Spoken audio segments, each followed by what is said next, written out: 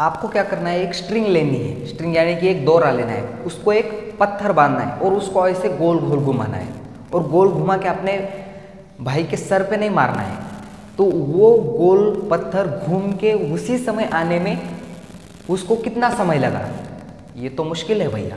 ऐसे मारना तो आसान था और उसको कितना समय लगा, ये जानने के लिए हमको पढ़ना होगा उसका डेरिवेशन, उसका फिजिक्स पढ़ना होगा हमको, उसके पीछे क्या फिजिक्स है और क्या हम वाकई वो टाइम पीरियड उसका निकाल सकते हैं। तो बिल्कुल निकाल सकते हैं। तो उसके लिए हमको वो ये कंसेप्ट पढ़नी है, कोनिकल पेंडुलम। तो आइए इस टॉपिक को शुरू कर दें। तो फिर से एक बार आपका हमारे इस खूबसूरत से चैनल जीएसपी में बहुत बहुत स्वागत है।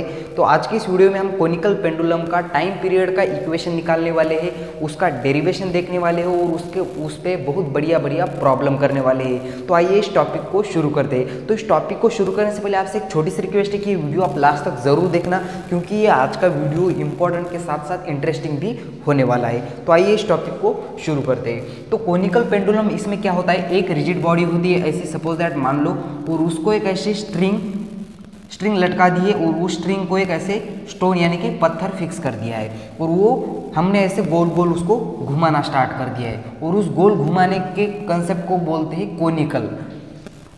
और ऐसे गोल गोल घुमाना हमने इसको स्टार्ट कर दिया है और यह ऐसे घूम रहा है, समझ में आ गया। और यह इसकी इस पेंडुलम की लेंथ है और वो खड़ी वाली जो है वो हाइट है, यह एंगल थीटा बन रहा है और यह इसकी रेडियस है, समझ में आ गया। और हमको टाइम पीरियड का जो इक्वेशन है t = 2π√L/g, इस वाले इक्वेशन तक हमको पहुंचना है। चिंता मत करो, हम पहुंचा देंगे। तो t यह है टाइम पीरियड, पाई जो है वो कांस्टेंट है, वो पाई की वैल्यू भी कांस्टेंट होती है 3.14। यह L है लेंथ ऑफ पेंडुलम और G है एक्सेलरेशन ड्यू टू ग्रेविटी,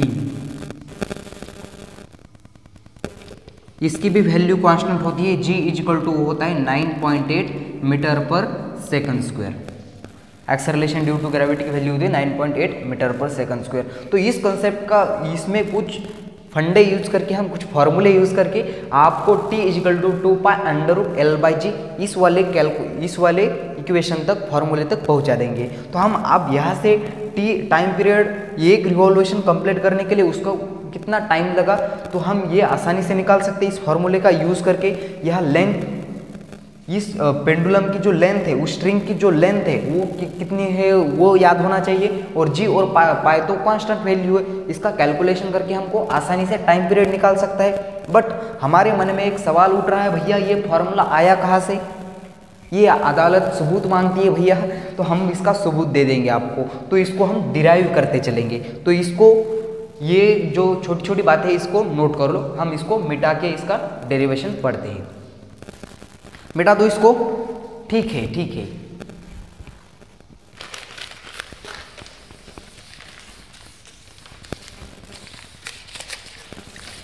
तो हेडिंग लगाया कोनिकल पेंडुलम, इसका डिराइव करके हम इक्वेशन देखने वाले हैं। क्या आप तैयार हो?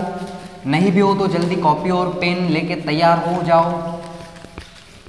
और आपको कोई भी पढ़ते समय टॉपिक पे दिक्कत आ जाए तो मुझे सीधा कमेंट कर देना, मैं उसको जल्दी से जल्दी उस पर वीडियो बना दूंगा और आपकी कंसेप्ट क्लियर कर दूंगा। तो हम क्या पढ़ने जा रहे हैं, पता नहीं भैया क्या पढ़ने जा रहे हैं, कोनिकल पेंडुलम का डेरिवेशन पढ़ रहे हैं हम। वो क्या है अंत का फॉर्मूला, तो t = 2π√L/g, ये हमारा मुकाम है, ये हमारा मकसद है, ये हमारा ध्येय है, हम इसको अचीव करके रहेंगे। तो क्या है आपका गोल? कुछ भी नहीं, तो ठीक है, कोई बात नहीं।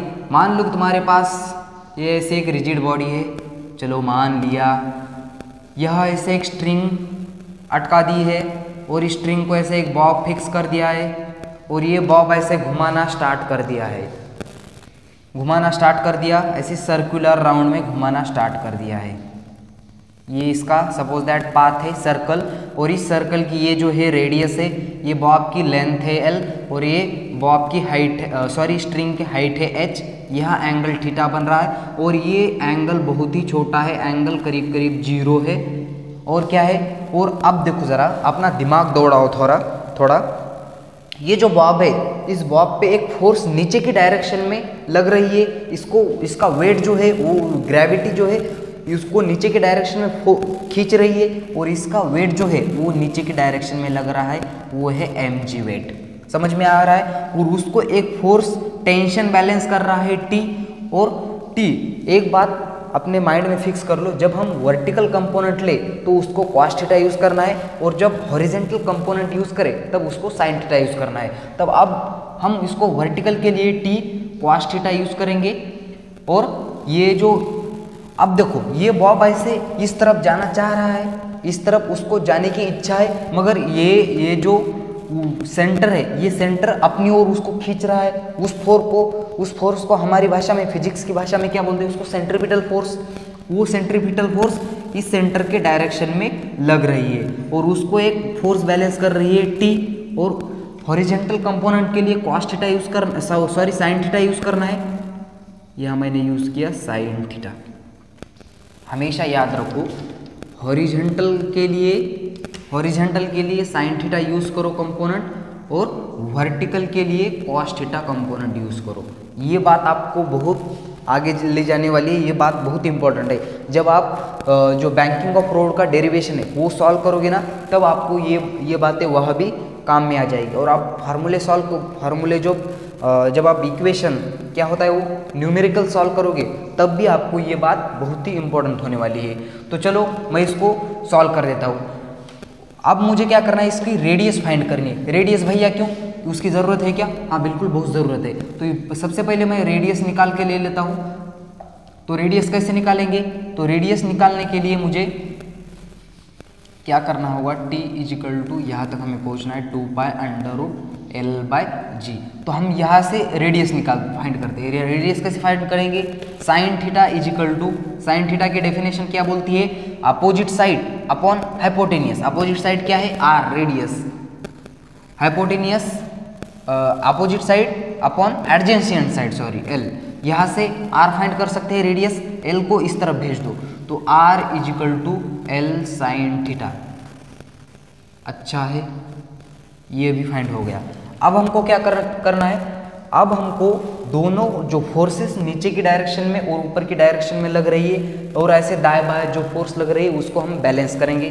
तो सबसे पहले क्या करेंगे, t cos थीटा को कौन सी नीचे जो वेट लग रहा है उसको कौन सी फोर्स बैलेंस कर रही है? ऊपर की डायरेक्शन में t cos थीटा। तो t cos theta is equal to weight balance कर रहा है mg। अच्छा ठीक है, इसको इक्वेशन नंबर फर्स्ट दे दिया। बाद में जो t साइन थीटा है उसको क्या बैलेंस कर रहा है? सेंटर की डायरेक्शन में कौन सी फोर्स बैलेंस कर रही है? mv², centripetal force. उसका फॉर्मूला है mr⍵²। इसे इक्वेशन नंबर 2 दो। अब ये mr⍵² कैसे आ गया? सेंट्रीपिटल फोर्स का तो अलग ही कुछ फॉर्मूला है। तो सेंट्रीपिटल फोर्स का ये फॉर्मूला है, सेंट्रीपिटल फोर्स इजिकल टू है mv²/r। तो ये क्यों लिखा मैंने, समझा देता हूँ। देखो v इजिकल टू होता है r⍵, तो centripetal force is equal to mv² की जगह r⍵, इसका स्क्वायर, नीचे r एज इट इज, दोनों का स्क्वायर हो गया mr का स्क्वायर, ओमेगा का स्क्वायर, नीचे r, एक r से एक r कैंसिल, mr⍵²। ये आ गया सेंट्रीपिटल फोर्स का फॉर्मूला। समझ में आ गया वहाँ से mr⍵²। तो वही मैंने पुट कर दिया यहाँ। अब मुझे क्या करना है, इक्वेशन नंबर 2 को इक्वेशन नंबर 1 से डिवाइडेड कर देना है। तो equation number 2 divided by equation number 1, 2 को 1 से डिवाइडेड कर दो। क्या मैं एक बार चेक कर लूँ कैमरे में सब कुछ नीचे तक सही सही दिखाई दे रहा है? बिल्कुल सही सही दिखाई दे रहा है। तो देखो अब मैं यहाँ इसको डिवाइडेड कर देता हूँ। यहाँ ये जो कंसेप्ट यहाँ लिख दूँ क्या? तो साइन थीटा इजिकल टू होता है r/L। यहाँ से r इजिकल टू निकाला L साइन थीटा। आप भी कहीं कोने में वह लिख लो क्योंकि उसकी ज़रूरत है आगे जाके। कुल यहाँ तक, यह मैं मिटा दे रहा हूँ। यहाँ इक्वेशन नंबर 2 क्या है? T sine theta is equal to M R omega square, नीचे उसको डिवाइडेड कर दिया टी कॉस थीटा, नीचे इसको डिवाइडेड एम जी, टी से टी मर गया, एम से एम मर गया, sine theta upon cos theta होता है tan theta is equal to r omega square upon g. यहाँ से मुझको ओमेगा रख देना है और बाकी की सारी कंसेप्ट इस तरफ भेज दिया, तो क्या बचा देखो जरा, omega square is equal to g, इस तरफ जी टेन थीटा और नीचे आर, यहाँ का स्क्वायर हटा देना है तो दोनों तरफ स्क्वायर रूट लगा दिया, तो यहाँ से स्क्वायर और square root cancel, omega is equal to G under root G tan theta, और नीचे यहाँ देखो आर की जगह मैं ये इक्वेशन पुट कर दूंगा, R is equal to L sine theta, L sine theta. यहाँ तक कूल है सब कुछ। तो यहाँ देखो जरा, इस टैन थीटा को मैं फिर से एक बार क्या लिख सकता हूँ, omega is equal to under root g as it is, tan theta को sine theta divided by cos theta लिख सकता हूँ, मैं लिख सकता हूँ एल एज इट इज, नीचे भी साइन थीटा। यहाँ तक समझ में आया सब कुछ? बिल्कुल ठीक है। तो देखो यहाँ से देखो जरा, साइन थीटा और साइन थीटा क्या हो गया, गेट कैंसिल, बचा क्या सिर्फ, अब ये भी मैं मिटा देता हूँ झंझट, यहाँ भी ये भी कहीं कोने में फार्मूला लिख देता हूँ, या अगर आपको नोट करना हो तो ये जल्दी से नोट कर लो, क्योंकि आपके काम में आ सकता है, बाद में आप कंफ्यूज हो सकता है कि ये कैसे आ गया भैया। अरे कंफ्यूज नहीं होंगे, हम इंटेलिजेंट स्टूडेंट है भैया, ठीक है। तो देखो क्या बचा, यहाँ से सीधी लाइन खींच दी मैंने, omega is equal to under root g, नीचे आ गया कॉस थीटा, यह एल एज इट इज, यह कॉस थीटा। यहाँ तक सब कुछ क्लियर होगा। अब जरा गौर करो, ओमेगा क्या होता है, वो होता है एंगुलर वेलोसिटी, ओमेगा होता है एंगुलर वेलोसिटी, और एंगुलर वेलोसिटी कितनी हो गई, तो एंगुलर वेलोसिटी का फॉर्मूला हो गया डिस्प्लेसमेंट अपॉन टाइम। तो यहाँ डिस्प्लेसमेंट कितना हो गया, ये बॉब ऐसे घूमकर यह आ गया, इसका यानी इसका मतलब सरकमफेरेंस 2 पाई, सरकमफेरेंस क्या होता है 2 पाई, तो इसकी डिस्प्लेसमेंट की जगह मैंने क्या लिखा 2 पाई और नीचे टी, तो ओमेगा इज इक्वल टू कितना आ गया 2 pi t, displacement upon time, displacement कितना हुआ 2 पाई टी, एक सरकमफेरेंस उसने कंप्लीट कर दिया एक टी टाइम में, तो इस ओमेगा की जगह मैं लिख सकता हूँ 2 pi upon t is equal to g और एल, कॉस थीटा की जगह, कॉस थीटा की जगह ये मैंने आपको पहले बता दिया है कि एंगल ये बहुत कम है, करीब करीब एंगल 0 है, तो एंगल 0 यहाँ लिख दिया, और कॉस 0 की वैल्यू 1 होती है, कॉस 0 की value 1, cos 0 is equal to 1 होता है। अब यहाँ से मुझे ये टी इस तरफ भेज दिया और ये सारा झंझट इस तरफ भेज दिया, तो 2 पाई नीचे ए जी अंडर रूट जी, यहाँ नीचे एल, कॉस 0 की वैल्यू तो 1 हो गई इज इक्वल टू टी। तो आप ये क्या करना है, मुझको ऊपर ले जाना है, तो ऊपर ले जाएंगे तो एल ऊपर आएगा और जी नीचे आएगा, तो T is equal to 2 pi under root, ये एल ऊपर गया, नीचे बच गया जी, एल बाय जी। अब इस फॉर्मूले का चेहरा आपको कहीं में पहचान में आ रहा है, ये देखो,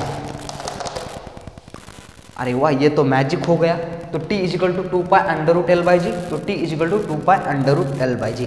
तो आपको सब कुछ बातें क्लियर हो गई होगी। तो सबसे फिर से एक बार मैं आपको क्लियर करने की कोशिश करता हूँ। एक रिजिड बॉडी है, उस रिजिड बॉडी को एक बॉब ऐसे फिक्स कर दिया है और वो बॉब ऐसे सर्कुलर राउंड में फिर रहा है, इसीलिए इसको कोनिकल पेंडुलम बोलते हैं। और नीचे की डायरेक्शन में इस बॉब को एक फोर्स नीचे खींच रही है, वो वेट है उसका mg, और ऊपर की डायरेक्शन में t cos थीटा है। तो t यानी कि टेंशन होता है, और cos थीटा मैंने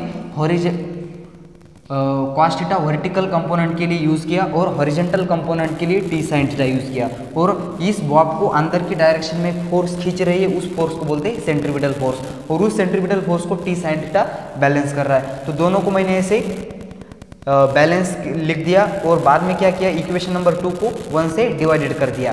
तो यहाँ से t से t cancel, sin theta upon cos theta tan theta होता है, m से m cancel, r omega square, omega को यहाँ छोड़ के बाकी की वैल्यू यहाँ मैंने भेज दी।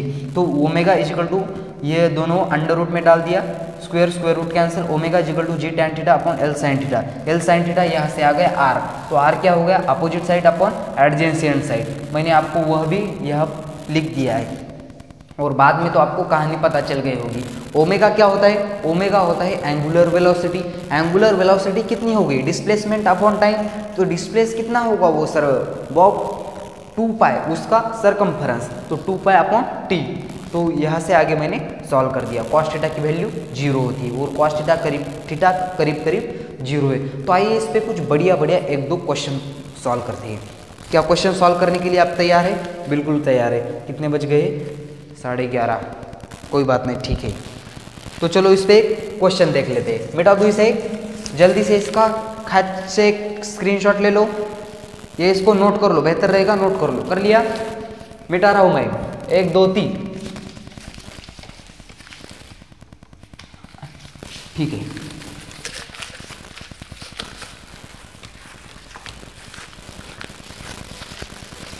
क्या लेंगे सबसे पहला क्वेश्चन?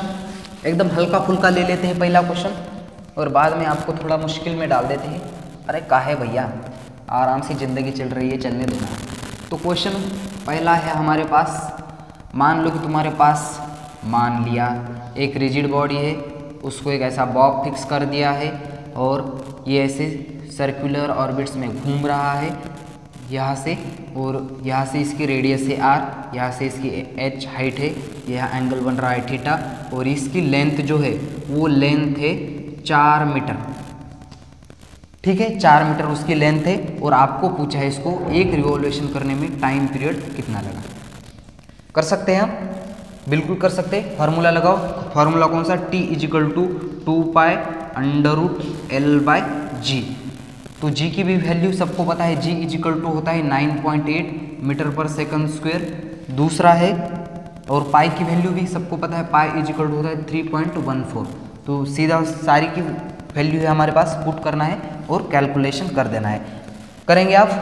कर लो, मैं ऑप्शन दे देता हूँ तब तक। ऑप्शन दे दिया 1 सेकेंड, ऑप्शन बी है 2 सेकेंड, ऑप्शन सी है 3 सेकेंड, ऑप्शन 4 है 4 सेकेंड। तो जल्दी से सॉल्व करना है आपको, पॉज करके वीडियो को रोक देना है और जल्दी से हलवा सवाल है और आंसर इसका निकाल लेना है। करें हम? तो करने जा रहे हैं। देखो T is equal to 2 into pi की value 3.14 into under root L क्या है? L 4 है, और बाद में G की वैल्यू 9.8।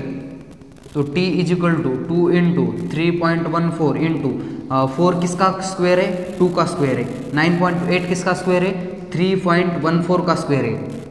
ये आपको कैसे पता? अरे हमको देखो ज़रा, उसका कैलकुलेशन करके हमको पता है 3.14 इंटू 3.14, इसका कैलकुलेशन करो 9.8 आएगा। 4 इंटू 4 ज़ा 16, 1 बचा, 4 1 ज़ा 1, 5 12, यहाँ से 314, बाद में इसको मल्टीप्लाई करके आ चाहते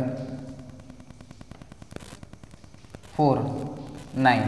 देखो कैलकुलेशन करो, 6 5 4 9, 2 2 4 1 5 और 3 4 7 8 और यह 9। कितने के बाद पॉइंट देना है? 2 2 4 के बाद 1 2 3 4। देखो 9.8 आ गया। 3.14 इंटू 3.14, उसका स्क्वायर 9.8 होता है।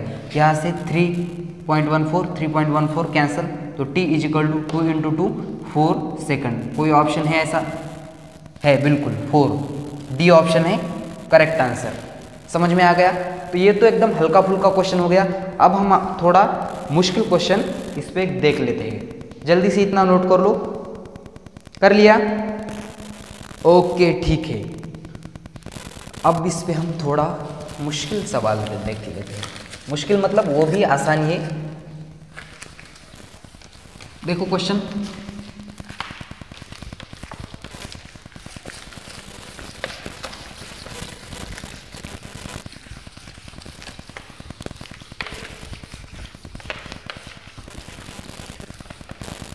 हाँ, तो क्या है वो क्वेश्चन, तो देखो ज़रा, मान लो कि ये क्वेश्चन नंबर 2 है, ये तो मानना ही पड़ेगा भैया। तो मान लो कि तुम्हारे पास एक रिजिड बॉडी है, कोई बात नहीं, यह ऐसे एक पेंडुलम है, ठीक है, ये सर्कुलर ऑर्बिट्स में ऐसे मोशन कर रहा है, ये भी ठीक है। अरे ये क्या निकाल दिया भैया, इसको, ये इसकी रेडियस है r, यह इसकी हाइट है h, इसकी लेंथ है 10 मीटर ले लो, यह एंगल 30 है, एंगल 30 है। और आपको क्या फाइंड करना है, आपको फाइंड करना है सेंट्रीपिटल फोर्स इजिकल टू, आपको फाइंड करना है सेंट्रीपिटल फोर्स फाइंड करनी है। और क्या क्या इन्फॉर्मेशन दे दी है इसमें, और यहाँ का जो ये बॉब है, उस बॉब का वेट जो है वो है 15 ग्राम है, 15 ग्राम का बॉब का वेट है, और आपको सेंट्रीपिटल फोर्स फाइंड करनी है। तो इतनी इन्फॉर्मेशन है आपके पास, जल्दी से आपको सॉल्व करना है।